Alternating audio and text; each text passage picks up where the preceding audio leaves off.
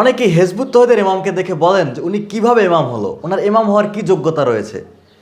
তার একটা ছবি পোস্ট করলেই হাজার হাজার গালি আসে এবং অধিকাংশ গালি দেয় হচ্ছে মাদ্রাসার ছাত্ররা। তাদের গালির ভিতরে কমেন্ট থাকে এরকম যে ও কিসের ইমাম, ইমামের কি আছে। কারণ বর্তমানে ইমাম হওয়ার জন্য তাদের কাছে যে সংজ্ঞা সেটা হচ্ছে যিনি ইমাম থাকবেন তার দাড়ি থাকবে, তিনি মাদ্রাসায় পাশ করে আসবেন, তিনি মসজিদে ইমামতি করাবেন, ইনি হচ্ছে ইমাম। কিন্তু আপনাদের এই ভুল ধারণা থেকে বেরিয়ে আসতে হবে, এই প্রচলিত ধারণা থেকে বেরিয়ে আসতে হবে। হিজবুত তৌহিদের ইমামের ভিতরে ইমাম হওয়ার কী গুণাবলী আছে, আজকে আমি সংক্ষেপে তার কিছু কথা বলবো। আপনারা ইমামতি করেন হচ্ছে টাকার বিনিময়ে, এবং হিজবুত তৌহিদের ইমাম টাকার বিনিময়ে ইমামতি করেন না। তিনি তার সদস্যদের প্রতিনিয়ত খোঁজখবর রাখেন, তিনি তার সদস্যদের মৌলিক চাহিদা পূরণের অঙ্গীকারবদ্ধ।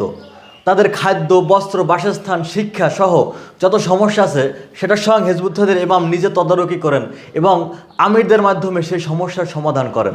আর আপনাদের ইমামরা তারা হচ্ছেন একটা মসজিদের বেতনভুক্ত কর্মচারী। তারা সমাজের কোনো অন্যায় দেখে কথা বলতে পারেন না। তারা যে মসজিদে চাকরি করেন সেই মসজিদ কমিটি যদি তাদেরকে বাদ দিয়ে দেয় তখন সে তার বিরুদ্ধে তার কোনো কিছু করার থাকে না, এবং সমাজের অন্যায় দেখে সে কিছু কথা বলতে পারে না, কারণ সে হচ্ছেন একজন বেতনভুক্ত কর্মচারী, এবং কর্মচারী কোনোদিন সমাজের শাসকের ভূমিকা রাখতে পারেন না। হিজবুত তৌহিদের ইমাম তিনি হচ্ছেন একজন জাতির ইমাম। অতীতে আল্লাহ রসুলের সময় মুসলিম জাতির একজন ইমাম ছিলেন আল্লাহ রসুল স্বয়ং নিজে, তারপরে একে একে 4 খলিফা, তারা ছিলেন মুসলিম জাতির ইমাম, অর্থাৎ একজন নেতা। তার নেতৃত্বে পুরো মুসলিম জাতি, পুরো মুসলিম উম্মা পরিচালিত হয়েছেন। আজকে আপনারা ঘরে ঘরে ইমাম, মসজিদে মসজিদে ইমাম, কিন্তু আপনি বলতে পারবেন কি আক্ষরিক অর্থে মুসলিম জাতির প্রকৃত ইমামকে? সে একজন ইমামকে।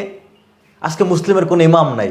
ওই আমেরিকার ইমাম আছেন, ওই ইহুদিদের ইমাম আছেন, খ্রিস্টানদের ইমাম আছেন, তারা একটা ঐক্যবদ্ধ জাতি। অথচ আল্লাহ কোরআনে বলেছিলেন তোমরা ঐক্যবদ্ধ হয়ে আল্লাহর রজ্জুকে ধরে রাখো, অর্থাৎ মুসলমান জাতি হবে এক জাতি। আজকে সে মুসলমান তো এক জাতি নাই। মুসলমান আজকে হাজার হাজার ফেরকায়, হাজার হাজার ভাগে বিভক্ত হয়েছে। মুসলমান প্রধানত 2টি ভাগে বিভক্ত, এক হচ্ছে শিয়া, 2 হচ্ছে সুন্নি। তারপরে বিভিন্ন মাযহাব আছে, শাফি, হাম্বলি, তারপর নাকশেবান্দিয়া, মুজাদ্দেদিয়া, এরকম শত শত ফেরকা আছে। বাংলাদেশে হাজার হাজার পীর আছে, এক পীর আরেক পীরকে মানেন না। তাহলে আপনাদের আসলে সেই প্রকৃত ইমামকে? আজকে মুসলমান জাতির একজন ইমাম নাই দেখে মুসলমান আজকে ইহুদিদের হাতে মার খাচ্ছে, খ্রিস্টানদের হাতে মার খাচ্ছে, একটার পর একটা মুসলিম রাষ্ট্র ধ্বংস হয়ে যাচ্ছে। কই সেই ধ্বংসের বিরুদ্ধে তো আপনাদের কোনো ইমাম দাঁড়াইতে পারলো না। তাহলে কেন আপনারা হিজবুত তৌহিদের ইমামের সমালোচনা করতে আসেন?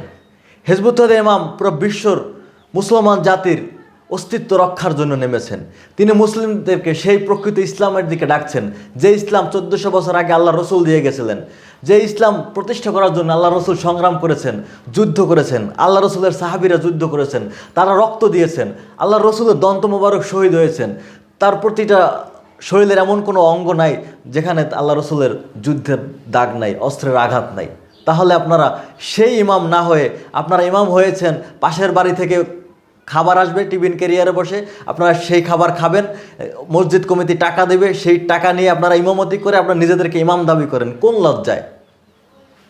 আপনারা পারলে সেই ইমাম হন, মুসলিম জাতির ইমাম, যে মুসলিমদের সংকট মোকাবেলা করবে। আজকে বাংলাদেশে যে সংকট আসতেছেন, আপনারা কোন ইমাম পারবেন সেই সংকট মোকাবেলা করতে?